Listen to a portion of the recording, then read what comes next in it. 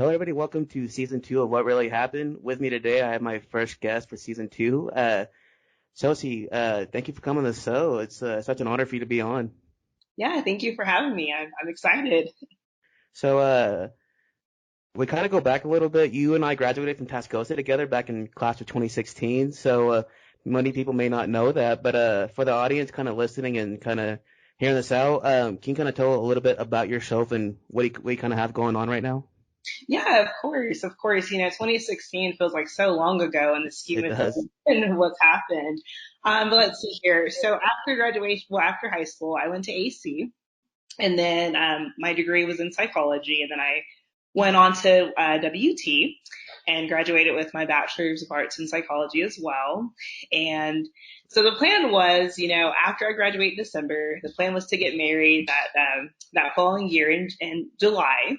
Well, the whole pandemic happened, so that put a damper in It my plan. did.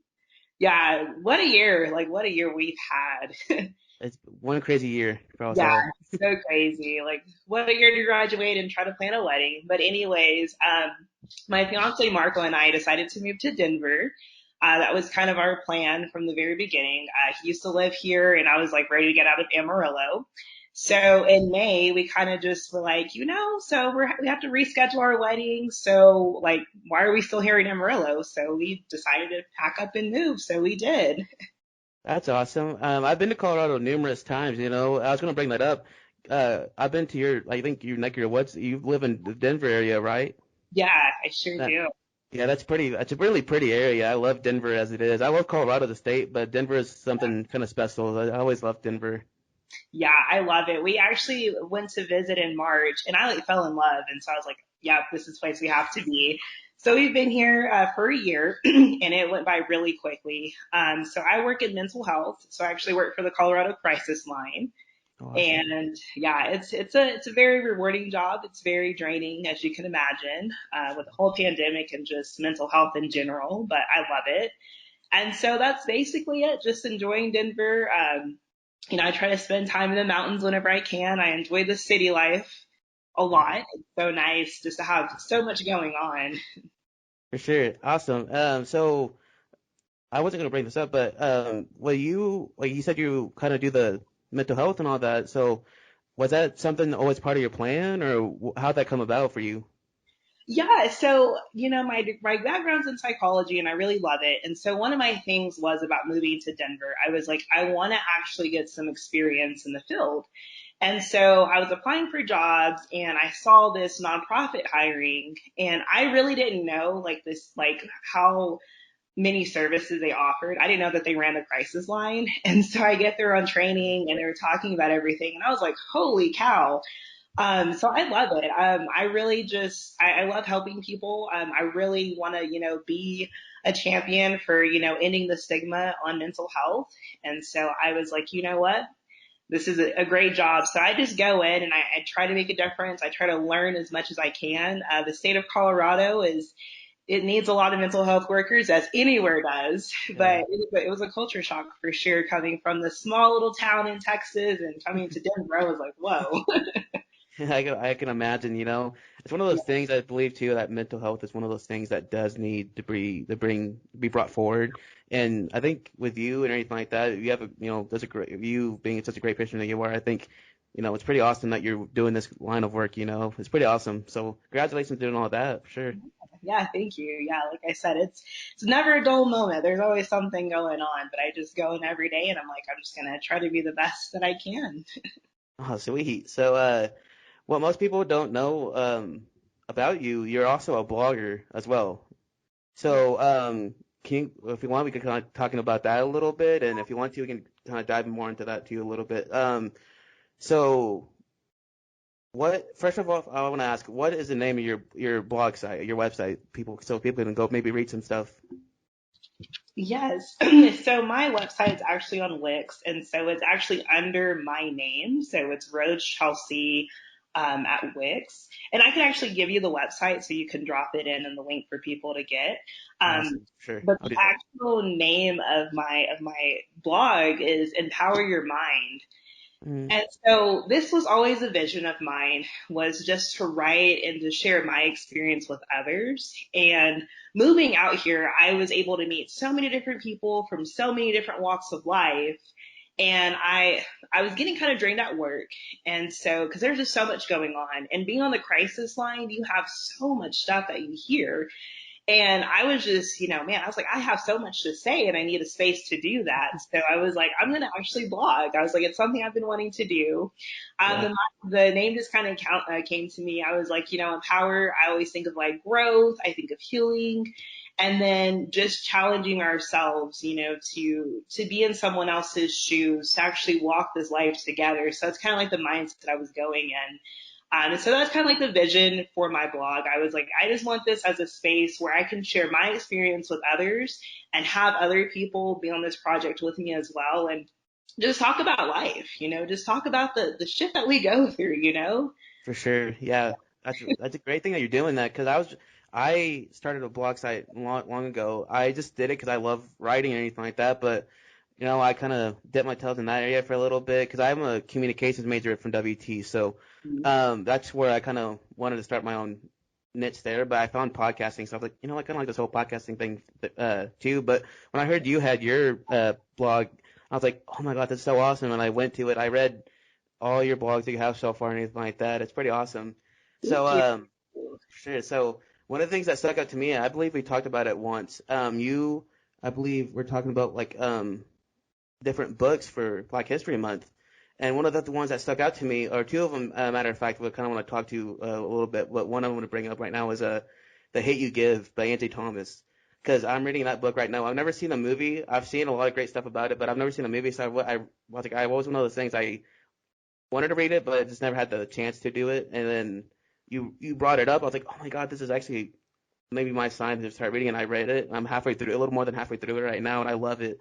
So was books always your thing? Like how did that transition for you to writing a book, or where did you find the inspiration to write about a book and anything like that too? Where did you find the inspiration to do that? Incorporate both. Right, of course. So I've always loved to read, and I think in college I just never had the time to read for fun. Because I mean, I was always reading research articles and textbooks. In college you just don't have time, to Right. do the fun stuff. And so I ended up taking a gap year from college whenever we decided to move to Denver. So I had all of this downtime, and I've never had downtime in my life. I've always been on the go. And so I was like, you know what? I'm actually going to get back into reading. And so, whenever we moved to Denver, George Floyd had just got murdered by the cop. And so that right there for me, I was kind of like, I want to read more, books about like what's going on with the Black community. And so when I decided to do that reading list, a lot of those books I've either read or I've read like little pieces from it. And I was like, I think people would benefit from just having a list of just like reading our stories. And not all of them have to be negative. There's some that are actually really funny. But for me, that was like a master list of books that I had read throughout the year to kind of like, read more about the Black community, read more about the experiences that I had and that I can share with other people. Cause again, my blog was to talk about my life, but also other people's, and not just about the Black community, just about everyone. But I really wanted to highlight some of the experiences that I went through. And The Hate You Give is so good. So I've seen the movie and I read the book. Angie Thomas is phenomenal, first of all. She is such a great writer. And Mhm. that story is so good. I loved it. It is. It's such a great story. There's been times where I feel like this is how I love reading, like, but it's one of those things too. I kind of relate to. It's like you never have that free time to really read in college. But during summer, I started picking up that book and I read it. But like you said, there's parts where I found that like the events that happen in The Hate You Give that Mhm. happen. I found myself actually like chuckling at some parts because it felt like there was like unexpected humor like in different parts. Because I'm like, I don't know if it's just me, my sense of humor, but I was like, that's stuff that I would say too, through her point of view sometimes. I'm like, that's kind of funny, like as a teenage kid, I don't know, maybe I don't know, but that's just me. So I was like that too. I don't know if you're the same way though. I like reading the books before I like to go watch the movie. I don't know why. Was that something that you kind of do too as well, or does it matter for you? I prefer to read the book before I go and see the movie. However, there are some movies that I didn't know were like a book, or like I've either I was like, oh, I don't want to read it. But if I know something is going to be turned into a movie, I'm going to go pick up the book and read it. I just Sure. like in the book, you are able to go on a journey and you imagine it for yourself versus like the movie, it's like an interpretation of the book. There's some creative, liberties that are taken, but the book, it's like you're able to sit down, you're able to read it and go on that journey for yourself. So I think both are a really cool experience, but I prefer that book first. Oh, awesome. That's pretty cool too, doing all that. I don't know why. It felt like everything when I read a book before, like, when I go watch a movie, let me back this up. Let me say this. When I go watch a movie, it feels like they always leave out the good parts in the book for some reason. It feels like, I don't know if it's just me. It feels like I saw a clip, before I started reading The Hate You Give. I saw a clip of it and I went to go read in the book. I'm like, hold on, what's going on? Where's this part in the book yet? Where am I getting to it yet? And then they semi did it in the clip I saw. I guess where they went to prom and all that, and anything like that, and how they met the dad and everything. I'm like, that's not where it happened in the book at all. Like they kind of like switched it up a little bit. I don't know why. I mean, I guess you got to cut out some details. I guess I don't know. But Yeah. for I guess kind of go back to your blog a little bit. How would you describe your writing style? If you were to describe it, I guess how would you tell the people like, oh, this is like your specific? Because when I read it, it feels like it's very, in a good way, it's very different.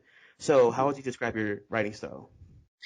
Yeah, so I think it's conversational, or at least that's the approach I try to take when I sit down to write. Because again, like I want this blog to be a place where anyone can get on and they can read it, and they may not understand, my experience, but they could be like, whoa, I felt that emotion, or like, whoa, like I've been through something similar like that. So when I sit down and I write, I try to again approach it from like just how we're talking. I try to like translate that into my writing as well.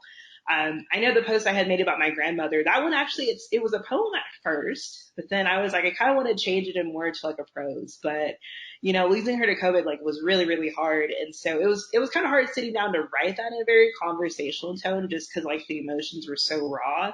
But I Hmm. felt like the poem, I was like, yeah, I kind of want to like make this into like, kind of like a story, kind of just like an ode to my grandmother and just kind of how the pandemic sucks. It took away people that we Sure. love. Yeah, for sure. The pandemic really, I felt like that was really, you saw a lot of different things from a lot of different people. You got to really see how they, I guess, are, I guess in a lockdown, it's really just different for everybody. It was really different for like, anybody. But who or what were some of your inspirations, I guess, as far as like starting it up, like starting your own website or even sitting down to write? Like, I know you said COVID was kind of, that's when you started it, but was there any inspirations behind your whole entire, I guess, blog, or even when you sit down, is there any inspirations that like you find? You're like, oh, that sounds like a good topic. I'm gonna write it down. Like, how's that whole process for you? Yeah, of course. So I think one of my top inspirations is actually one of my directors at my job. Her name is Jess. She is super amazing, and I actually we talked about suicide because she studies suicide. So we just talk about that. But she has a podcast, and so I just saw like how much fun she was having with her podcast and her blog. So I was like, I kind of want to do that too. It's a nice outlet. And I think another part for me that was really just like encouraging or kind of motivated me was the growth that happened from when I left Amarillo and I came to Denver. There's a lot of stuff that I just processed. It's like the fact of like moving and after college, it's like, whoa, I'm in the real world, like doing, like adult stuff. Like, oh my God, so there's that. There is just, talking to other people my age that just hearing like some of the stuff that they went through. So like my friends that I have here, like we would just sit and just talk about things. And I was like, oh my God, like that's kind of where I get some of my topics from too. Just like hearing like the struggles that we have. So just, being anxious about adulthood, kind of just, feeling kind of stuck. Cause again, I took that gap year and like I said, I never had time to just be. And so I actually had to sit with my thoughts and my emotions. And that's scary, like to actually sit and like think about stuff. I was like, whoa, I was so overwhelmed. So for me, writing and sharing like what I was going through with other people, like helped me work through that because it's a very daunting process. I can only imagine too. Like I got about 2 semesters left before I graduate, Oh, and so yeah, so my last semester I only have 3 classes, and that's mainly the last semester is mainly focused towards like internships and different stuff like that. So that's more like work, not work, but I guess more getting you prepared for, I guess, life after college. And I'm thinking about them like, oh my gosh, I guess adulthood's really just right here. I mean, we're in it, but it's like right, I don't know why. It feels like the light at the end of the tunnel is just right there. I'm getting a little anxious myself, like, oh my God, I never thought this day would come, even though I knew it was, kind of Right. thing. So, um, it's pretty cool that you find your inspirations the way that you do, just talking to people and stuff like that, just kind of anywhere and everywhere. God, that's kind of awesome that you do that. Yeah, most So, definitely. sure. Go ahead. Good. Do you have another question? Yeah, sorry. No, I'm sorry. I thought you were about to say something. I don't want to interrupt you. So trying to ask. So, how do you stay like you kind of say you talk to your friends and anything like that, but is that how you stay motivated, or how do you find your motivation? I guess through different and various outlets and stuff like that. How do you find your motivation? Yeah, it can be hard. Actually, I kind of hit like a writing rut recently just because like, things get so rough. But I think just talking to other people, um, big thing for me is like reading. Like I said, reading for me is like where I like get inspired. And I think what really inspires me through reading is like I read something that someone says, right? And I'm like, oh yeah. I kind of like piggyback off of that. Or, sometimes I have just learned to just be still and like information will come. And that's kind of why like my blog has taken a little break because I was just kind of like, man, like I don't really know. Like I had all these topics in my head, but I was like, I don't know where I want to go with it. So I was like, you know what? I'm just going to take some time and just be, right? Yeah, And just like let the stuff come to me. But like I said, I think really just having like people there to talk to bounce ideas off of, having books, watching TV shows, really challenging myself. I think that's also like the biggest thing, watching a show that I would have never thought I would like, right? Or talking to someone that I was like, we don't really have anything in common, but like really challenging myself to like step out of my comfort zone. I think that's the biggest thing too. that's pretty cool. So like, I like how you say that just be, because like, that's really, I guess, a creative way to say that, because like, I'm kind of relate to you in some way, like as far as this whole podcasting thing. Like Mhm. when I sit down and think of a podcast or who I'm going to have next on the show, it's more like, okay, who am I going to have on, and two, what can we talk on the topic, like, because some of these, like, when I go into a podcast, it's like when I'm talking to them, it's like I can plan a whole show for somebody, and then when they bring something up, I'm like, oh, okay, let's maybe just go. I was going this way, but now let's go this way with it, because you hear something that you never really think of, or you never known about somebody, that's kind of cool. You just, like you said, just be patient. Like you said, just be. That's pretty cool how you worded that. So it's pretty cool how you found that way to be patient and anything like that, and just let stuff come to you and that information or anything like that. So that's pretty interesting. Yeah, it's hard sometimes because again, like I'm always like, I want to be on top of things, but I also learn sometimes it's nice to just be. And I think right now we're in this culture, like after like post pandemic, like a lot of us, like we had to just be, we like if there was nothing going on, that was okay. We had to be okay with that. So I'm trying to like maintain that mentality as well, still moving forward of like, we need to take time for ourselves. We need to take time to do the things that we enjoy. We also need to take time to sit here and be like, okay, how am I feeling? What emotions are coming up? And let me process that and like give myself that time to do that. Because I think for me, at least during undergrad and college, like I was always on the go, and I was just doing whatever, living my life however I wanted. And then after that ended, like college ended and now here's like the real world as we were talking about, and it's just like whoa, like there's always stuff going on and you have to take a minute, you have to breathe, you have to sit down and just be like, I'm okay with doing nothing today and there's nothing wrong with that. For sure.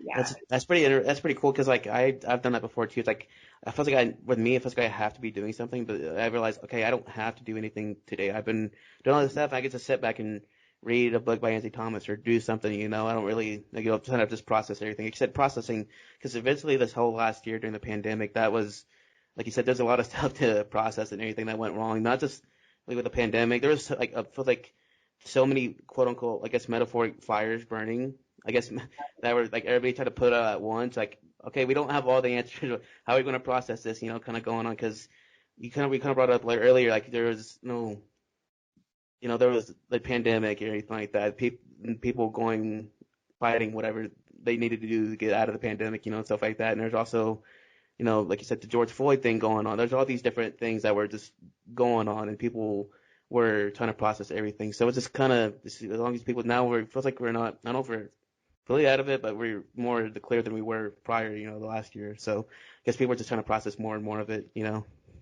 Oh yeah, and I think it's really like it really like piques my interest whenever I see other people leaving like these traditional jobs, or they went to college and they're doing something totally different. And I think that's awesome, because I think through this past year it showed us that there's no reason why we can't do what we really want to do. If that's making podcasts, if that's blogging, if that's creating an Etsy store, I think that's really something that's so cool, and that motivates me as well. Like one of my coworkers, she doesn't work full time anymore. She's actually pursuing like her Etsy store. That's something that she really wanted to do.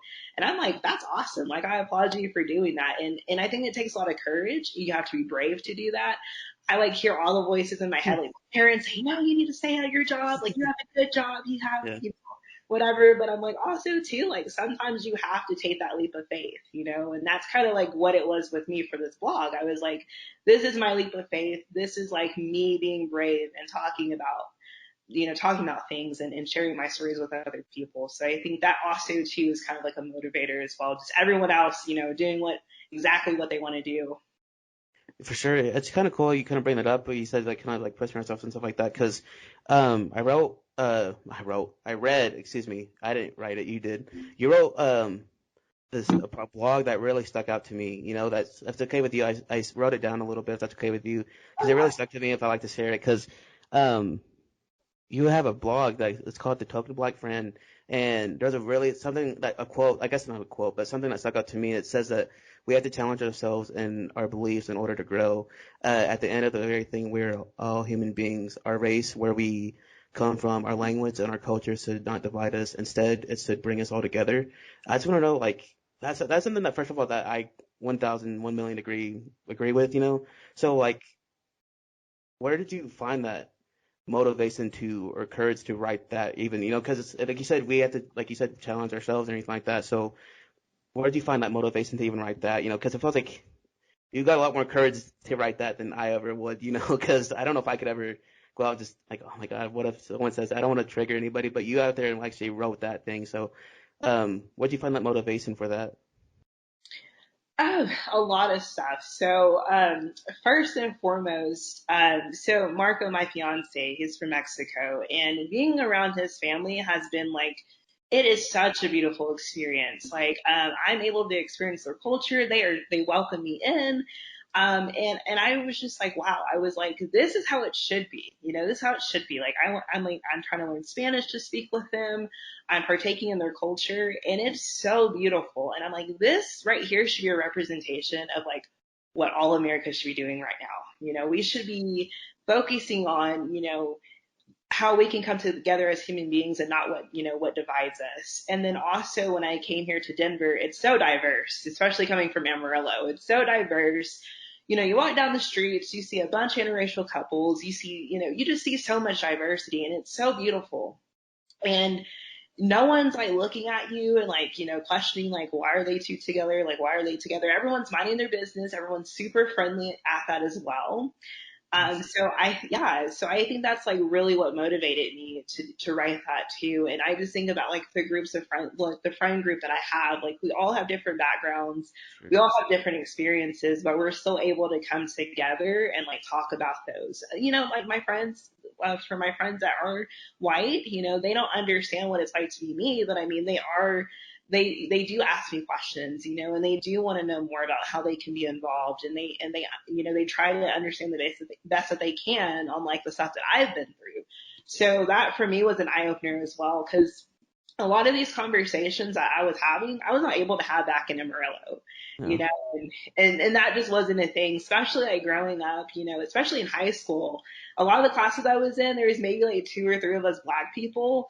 And so I really like, I felt outnumbered a lot of times, and I really didn't feel like I had a voice. And then I got to college, it was a little bit better, but I mean, it's still the panhandle. Yeah. I came out here and I'm just like, whoa, like even at my job, it's so diverse. We're able to talk about these issues. And so I just, I sat down and I was like, yeah, I was like, this is how I feel like we at the very end of the day, we're human beings, and it is 2021. Like the color of our skin, the language that we speak should not be dividing us. Religion should not be a thing either dividing us either. You know, it's No. yeah, all of these things that divide us should actually be, uniting us, and we should come together and try to understand each other. So that's really just kind of like what motivated me to write That's amazing. That's such a, like, I agree with you, like everything you said. It's such a beautiful thing to find, diversity and stuff like that. So much, not diversity, like unity and stuff like that, coming together no matter what, because most people may not know. I come from a interracial relationship as well. I'm half white, half Hispanic. So it's like I come from, I understand not so much as much as other people, but like I understand. I try to speak Spanish with my parents, my mom's side of the family, that. and I just you see so many different things to it. I feel like there's so many awful things going on in this world that people don't want. They want to divide and not so much bring unity. It's kind of a crazy world we live in, and even trying to find, you said, trying to find your voice, and then that's such a big thing I think in this world too. People are trying to find their voice any way they can. Hmm. And I remember even a year ago, I went to a peaceful protest, and it was pretty cool. Even in the midst of a pandemic, people was wearing their mask and everything like that, and protesting for what they believe in. Because with the whole George Floyd thing and everything like that, they're finding their voice and everything like that. It's such an amazing thing, and it feels like we're probably, I may be wrong, but it feels like we could be possibly somewhat starting that route, even if it's not soon. We will hopefully see that route, of unity somehow soon. But I just want to get your thoughts on that too. What do you think about that, going forward? Yeah, I think going forward, one of the biggest things is I'm proud of like the Amarillo community. I was like, after I left and I saw like the peaceful protest, I was like so happy to see that. I was like, this is what the community should be doing. Mhm. But I think moving forward, our job, our generation and the generations to come is to pick up the baton wherever we leave off, right? And so I think by having these conversations like you and I are doing, by having these online platforms where they talk about these things and really sit down and listen to each other, I think that's like the most important thing. And for me, it's like I challenge myself to talk to people that don't necessarily agree with me because there's two things that'll happen. One, it'll solidify what I believe in, right? So if someone's like, why do you believe that way? I could be like, this is why. And I can 100% defend that. Secondly, it may cause me to challenge myself and really have me think, okay, maybe there's a different side to this story. And I think whenever we're able to do those two things, especially to challenge ourselves, I think we sit down and we're like, wait a minute, like, why do I think this way? Like, why do I believe this? Because I wasn't always like this person that I am now. Like, it was really hard to like challenge myself. I was holding some of my parents' beliefs, some of the beliefs in Amarillo, and then I like sat down and I was like, whoa. I said, why do I believe this way? And then once I started talking to people that I never would have thought I would have been in contact with, I started going out of my way to educate myself. I was like, wait a minute, there is this other side. So I think if we're able to do that, that's when we're like, okay, I'm able to put myself in someone else's shoes and understand understand this issue with a different perspective. Because I think that's what's really important. I think there's multiple ways to view an issue. For sure, there is, multiple ways to, like you said, handle everything. There's so many things that I believe that could be done for the better, and yeah, I think these peaceful protests are a good example of a community coming together to help that in a way. I believe, like you said, I even felt that way too a little bit the way you're feeling because it feels like kind of piggyback what you said. We're kind of just picking up the baton from who was holding it last time. Hopefully we can take it further than longer than we could, to the next generation that when we hand it off. So hopefully um, that's a pretty great thing. Hopefully, like you said, the way you said it was worded, so I don't want to ruin what you just said, but it's, like you said, I just kind of agree with what you said. So hopefully the next generation, like you said, even try to process what you're feeling, what you said, why you feel this way you do, because I kind of agree, because like there are, the next generation hopefully can take it better. Hopefully, like you said, take it better than what we did it before or what we're doing now. Not that we're doing it bad, just hopefully they can take it. I'm trying to say, just hopefully we can take it better. But yeah. So even kind of, but yeah, kind of like things that are going on now in America with the whole even Black Lives Matter and stuff like that. It's something that people tend to talk, differently on. They have different viewpoints on, but I just want to get like your point of view. What do you believe in that area, the movement going on? What are your thoughts on that? Oh yeah, I 100% back to Black Lives Matter movement. I follow what they do here in Denver. I think for me, the foundation of like what it means, it's not, I think Black Lives Matter in that in itself is a very, very powerful message. And, there's people that oppose that are, they're all lives matter. Then we got the blue lives matter. And I'm like, okay, but I think Black Lives Matter, like that statement's so important because growing up, we don't hear that enough. No. We don't hear that Black Yep. Lives Matter. We don't hear that Brown Lives Matter. We just don't hear that enough. And so I'm like, I've spent, most of my life, educating myself on issues that really didn't pertain to me. I was just like, there was never a good point at time in history for us. Maybe the civil rights movement, because there was like some kind of hope, there, but there's never a time when you can ask a black person, when would you want to like be alive in history? I'm like, I wouldn't. There's not a time period, there's nothing good for us. And so I think that statement that Black Lives Matter, like it sheds light on what the black community has went through, what they're currently going through. So I think racism, it presents itself a lot differently nowadays. It's very institutionalized. It's very Okay. subtle. And so I think the movement is trying to bring light to that, and also, obviously the police brutality. But for the people that are like, oh, racism's not a big deal, I'm like, it may not be like it was, during the civil rights movement or like way before that, but it is there. I mean, it definitely is very present, and there's still practices going on that still impacts the community today. So that's why I wholeheartedly stand behind it. Now, granted, not every single organization is, you know, clear of any kind of controversy going on. There are those extreme people, Yep. unfortunately, but I mean, the message behind the movement is definitely what I stand behind. Not necessarily human beings behind it, but the message that it sends. For sure, that's all we need. I believe is for more positive. I guess not positive. It's more people to get the right people to get behind the message, so we can hopefully, know that, like you said, bring unity together. We're trying to find unity and bring the message forward that there are people who do care or do matter and stuff like this, because there are things at that nature, that just need to be talked about a little bit more and not so much bring hatred into everything. So, where do you find, like, I just want to know, like, where do you find that motivation for this cause? Do you write about it or you speak about it? Where do you find the motivation to do so? I think for me, the motivation really happened when I moved to Denver and I met other, black people, and I was able to share my experience because again, back home, I really didn't talk about my experience growing up. I was still processing some stuff as well too. So I wasn't really in the space to be like, oh, this happened to me, or I didn't really know what that was.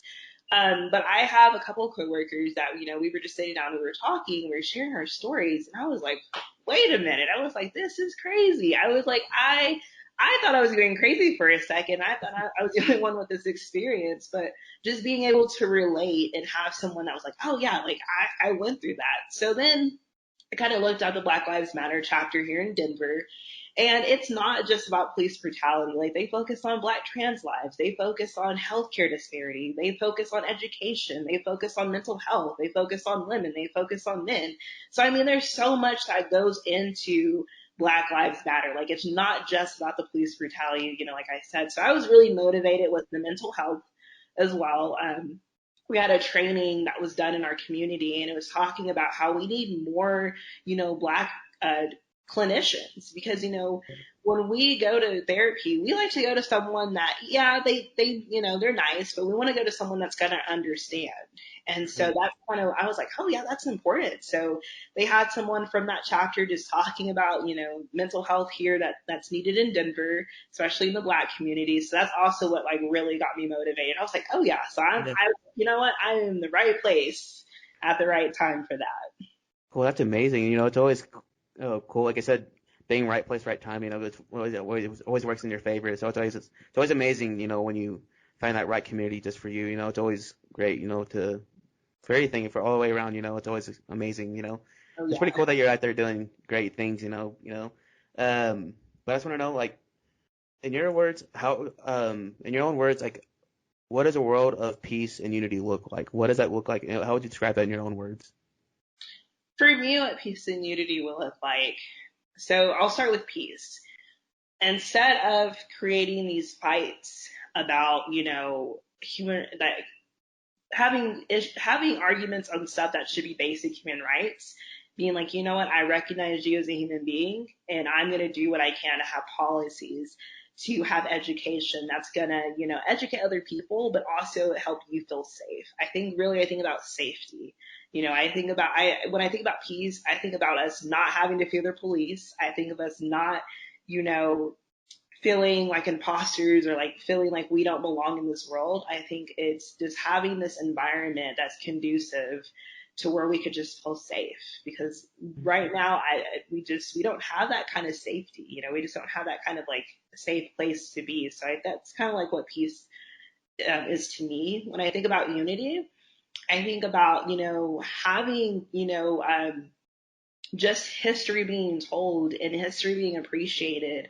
I think about, different cultures still coming together, and where there may be a language barrier, but we try to work through that. And instead of being like, oh, you shouldn't be speaking your native language, welcome that in. I mean, you go to any other nation and most of those people don't speak just one language. They speak multiple languages. I'm like, we have that here in America. We have that here in America. We have Spanish, we have Portuguese, we have Swahili, we have French. We should all acknowledge that and use that to our benefit. If there's someone else that has a different background, let's get to know their story. Let's get to know who they are. Let's educate ourselves. And so that's kind of what unity looks like to me. That's pretty awesome because I kind of agree. Like obviously I mean I agree a lot because like I said I'm half Hispanic, so I know I'm not the greatest Spanish speaker, but I know a little bit. So it's like so I can speak Spanish with some of my family on my mom's side, but at the same time it's like I guess I obviously might speak English, but it's one of those things where I believe unity and everything like that, peace and unity, where it is a great thing that should be brought into America because it feels like we need it maybe a little bit more at some points in our history. But you said we just, like you said, get to know people a little bit more and stuff like that instead of just, pointing the finger automatically like blah, blah, blah, whatever, just spread hate instead of, just instead of spreading hate and everything like that, just instead just bring peace and unity and love in, that's at the end of the day, I think that's what, for me in my words, I think in my eyes, that's what means the most, I believe. But that's what I think, but I don't know. You said it best, though, I believe. So, um, but yeah, I kind of want to talk about a little bit about some books, maybe. I think that'd be pretty cool if that's okay with you. Yeah, yeah, totally okay with me. So the first book we kind of touched on a little bit first was The Hate You Give. I want to kind of talk about this a little bit more because I'm reading it right now and I love it. But so how'd you hear about the book and how'd you hear about Angie Thomas? Did you hear about the book first or did you hear about the author first? So I actually heard about the book, and from my younger sister, she actually was like, "Hey," she was like, "You should read this book." And the movie was out, I think, already, but my sister had read the book before. And around that time, I was like, oh, another one of these books. But I sat down and I read it. I was like, "Oh my god!" And so then I watched the movie shortly after. I had to prepare myself because I was just like, man, with everything going on, I had to make sure I'm in the right state of mind. But the book was awesome. I really identified with the main character. Um, Blanking on her name because it's been a minute since I read it. I think her name is Star Carter. The only reason I remember her name is obviously because my name, but that's the only reason I remember it. But yeah. Yes, yes, I identified with her character so much. What really stuck out to me though, and I'm not going to ruin the books that you haven't finished it, but the very beginning, like what really stuck out to me is just like the structure of the family, because it really reminded me of like my parents. Like, my parents were like the foundation of like who I was. Whenever I went to school, they always made sure that I had what I needed. They were always, teaching me, hey, you can excel in this world. Like you can go and you can go and do whatever you want to do in this world. And so I feel like that was like a very universal message in that book as well. And I think also just like having those friends and having that community, like that's the biggest thing. And I felt like I did have that community a little bit, and so I really like that aspect, having those friends, and then how she kind of lived in a world of like blackness, but also like whiteness, because I get it, like the code switching she had to do. Oh And so yeah. I definitely experienced that, like being very intelligent. Sometimes I didn't feel like I was black enough. I got called an Oreo a lot because people are like, oh, you're black on the outside, but white on the inside. And I took that as a compliment at first. I was like, oh, okay, cool. Like, I fit in. But then I really thought about that and I was like, whoa, that's not okay. I was like, I should be able to just be seen as myself. Like blackness should not be equated with like less intelligent, shouldn't be equated with, it Uh-huh. shouldn't be related to other words. I was like, so that for me, I really felt, when she, like, whenever she was talking about how she fit in and stuff, I was like, I totally get that because that's how I felt too. Like, I was like, I think that's another reason I never felt like I had this safe space to be is because, like, I was like, I'm not black enough for the black people, but then I'm not white enough for the white people. So I'm kind of just here. And that takes a toll, on you for some time. So really just that, and then obviously the police brutality that happens in the book, like that was really really profound. Just how I think about whenever I have kids, they're going to be black and they're also going to be Mexican. So it's like, am I going to have to worry about teaching all my kids, especially my sons, like fear the police? Am I going to have to make sure that we live in a neighborhood to where they won't get questioned if they live there? Those are like, as I was reading the book, I was like, man, these are like some really like huge life issues that we have to think about. I have to sit here and I really, really have to like ponder, like, man, what is it going to be like when I have kids? Are they going to go through the same stuff that this family went through? Oh yeah, it's really well worded. I never, so I'm sorry that you really had to go through that through school. I'm sorry that all of that, but I know with this book, it really opened my eyes a little bit more than I really thought it would, because there's some stuff that honestly, I never knew. Like I never knew. I had to research code switching because I never really knew. Like obviously going into that environment, I never knew that world at all. And honestly, I'll be the first to admit that I never knew that, and what's this? And then Angie Thomas, author, I saw an interview of hers, and she's like talks about it. I'm like, wow, there's so much going on that I don't know. I'm so naive to, and I just thought, I took to. But the story itself tells a whole lot that I really didn't know a whole lot about, obviously. But the story itself it's an amazing story, what I've read up to so far, Mm-hmm. and there's some people I think in the book that even are some real life people that the people the characters, how can I say this, the characters in the book, there are some of those stereotypes that and manners that people still have in this world today, like Haley. I think there's some Haleys in this world, Yep. who don't know that they are, and there's some people out there just and there's some stars out there who do believe in what they believe in. There's so many different. It feels like this book really opened my eyes to a whole lot more.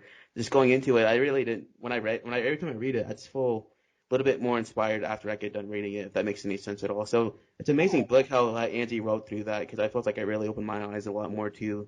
So that's what I like about when I read too. It's like, okay, what am I going to learn from this? Because it's really something cool each time I read something. Every time I read the book, excuse me. Yeah. Yeah. Yeah, it's definitely a really good book. And like you said, there's some characters where their character type actually translate into the people, that we know in real life. I was reading that, I was like, yep, there's some people in here that Yeah. I grew up with. Yep, that's them. Sure. But yeah, Angie Thomas, I think she's an incredible person, incredible lady. She's also featured in another book. I don't have the physical copy with me. One of my friends is reading it. But it's called The Black Friend on Being a Better White Person by Frederick Joseph. So Wow. kind of switching gears a little bit, but I just like Okay. thought about that. So he actually he wrote this book. It was based on his life experience, and he had different celebrities, and he also had like just different activists and stuff in the book. And he interviewed Angie Thomas in there, and again, she kind of talks about what it's like to be a black female. But that book is really good. Like it's really good. My sister was the one that showed me that one too. Yeah. And I was reading it and I was like, oh yeah, this is my life. He talks about growing up as a black male, having a code switch as well. And he also addressed the fact of like, he had a lot of different friends, like in his friend group, but they all respected each other. Like he had some friends from China, he had some friends that were from Mexico, and they all, respected each other and they didn't call each other derogatory names. Mhm. So I really liked that because I was like, yeah, I was like, I think it's so awesome to be able to sit down and talk through Sure. and say the expectations that you have with your friends. But that's a really good book. So if you haven't read it, I would definitely check it out because it's so Sorry. good. You're fine. I thought I turned it off. I was so unprofessional of me. I'm sorry. No, you're all good. It happens. So yeah, I think you'll enjoy that one just kind of based on what we were talking about. So yeah. Cool. I'm so sorry about that.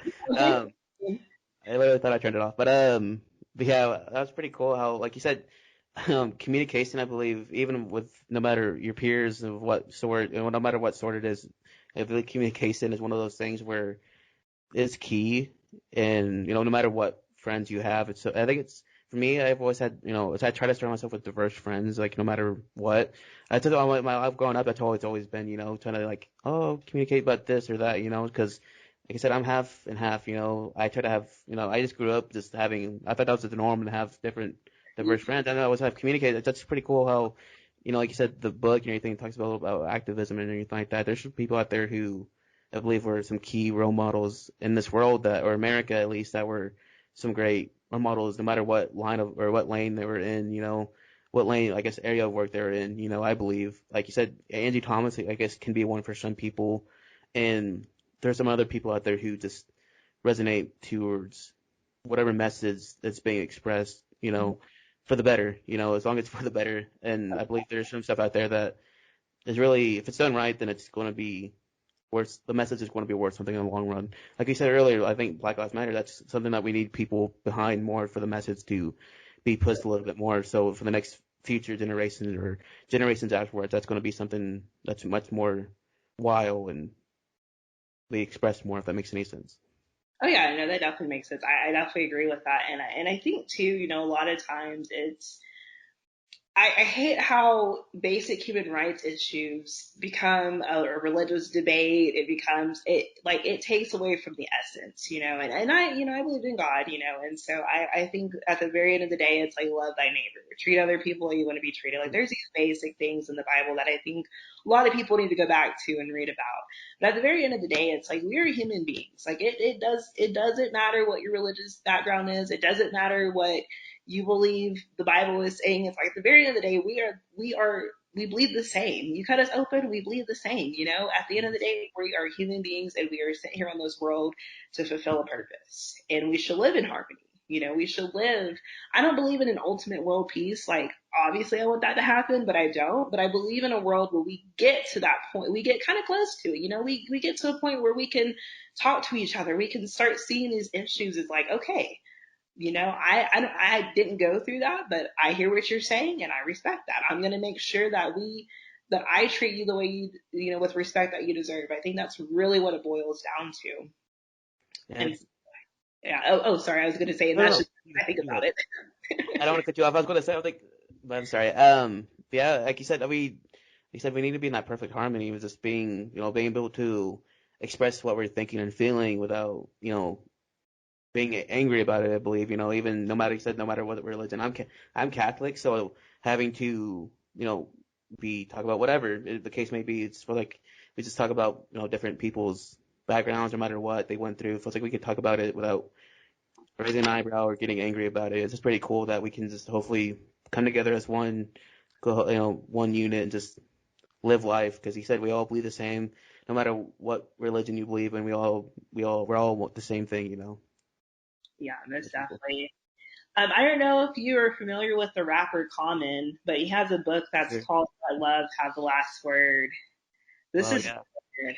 This is really good. I read this, I was like, man, so this is actually what I would say: peace, unity, let love have the last word. I think he did a great job of defining love. He talked about love in the most romantic sense, in the most sense of just platonic love for his daughter. But just the topic of love, I was like, yeah, at the very end of the day, we have to love one another.